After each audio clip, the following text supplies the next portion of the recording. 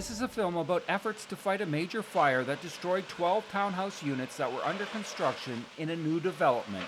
Ironically, the new development is advertised by the developer as a place to find fun and family recreation in every season, inspired by living made easy.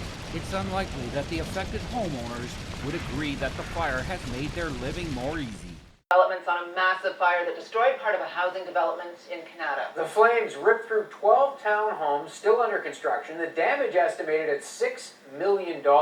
I've never seen a fire this impressive before because the amount of resources they employed was very impressive. The flames they must have been about 50 feet high, and from 2 miles away there was no problem seeing the flames.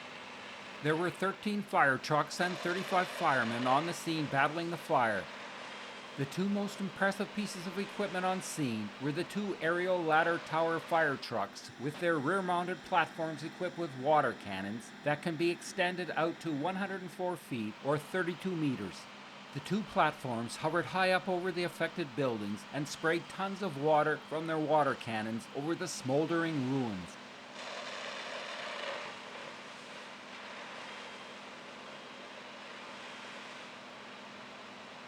The two aerial tower fire trucks with their water cannons shooting forth reminded one of the Martian war machines firing their death rays in the H.G. Wells 1897 novel named War of the Worlds.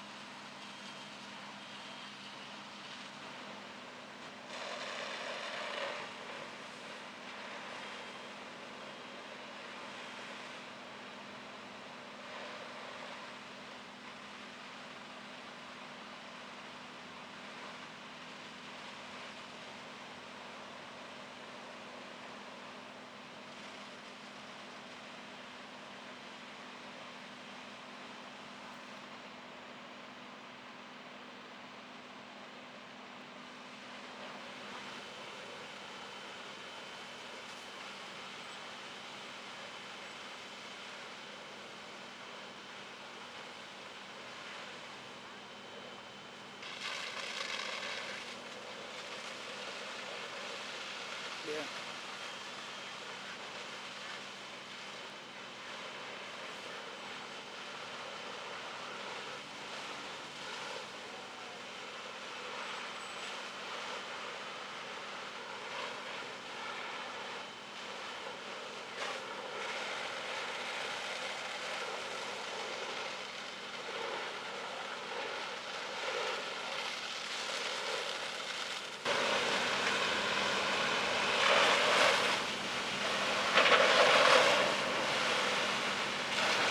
Okay.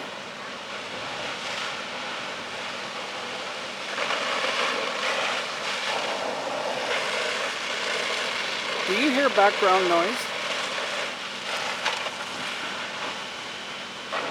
I'm not, well, you're close, but not quite. What is happening is I'm at a fire. And the sound you hear in the background is the sound of a fire department pumping tons and tons of water onto the fire. Okay, I don't know if you remember, Garrett said one of the jobs he worked on was near the Corral Center at a new housing development. And I wasn't exactly sure where he was talking about. Then the other day I saw, anyway, so I was riding my bicycle today,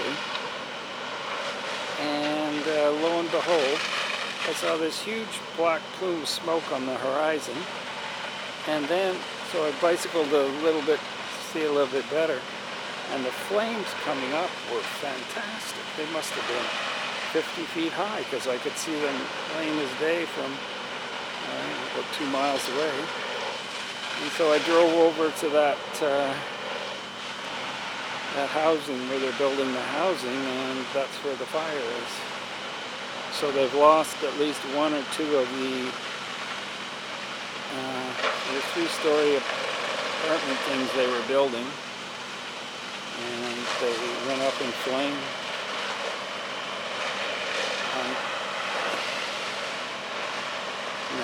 No, they were I would say at the 50% completion state. So the frame of the frame, the not sidings, the tie house wrap was on them.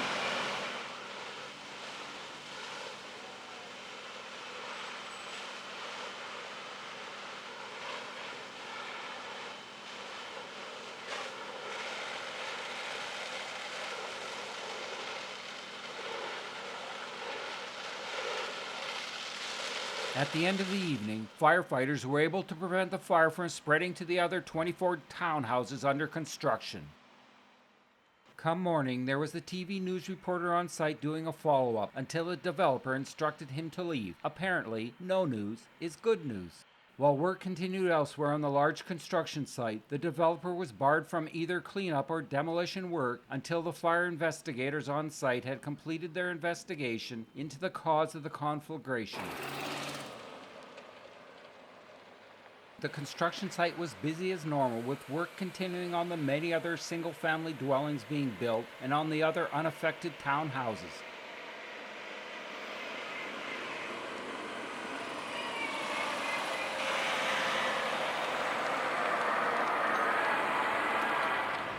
The cause of the fire remains under investigation, with damage estimated at $6 million.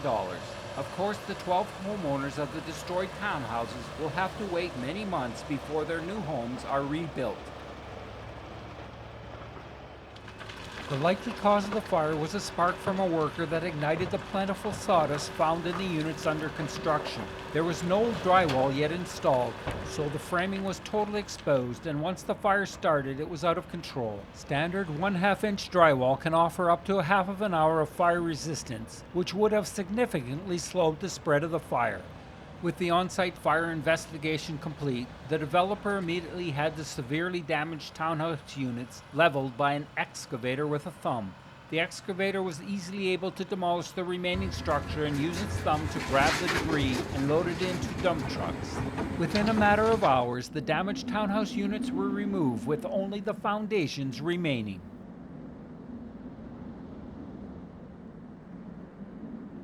After an examination of the fire-damaged concrete foundations, the developer decided that they were beyond salvage, and so an excavator ripped them up, leaving behind an empty hole in the ground. And so construction would have to start again from scratch. Fortunately, no one was seriously hurt due to the fire. However, the housing plans of 12 townhouse owners were severely disrupted. Take me somewhere nice, to some tired island in your heart called paradise.